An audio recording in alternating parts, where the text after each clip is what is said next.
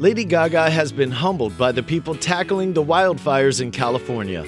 The chart-topping pop star's home has been under threat because of the fires that have already caused so much devastation, and Gaga has taken to Twitter to thank the rescue teams for their bravery and hard work.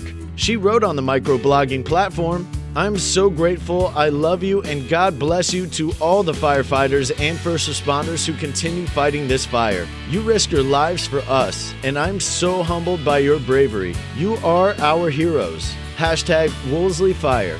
Previously, Gaga admitted she didn't know whether her own home would escape the devastation.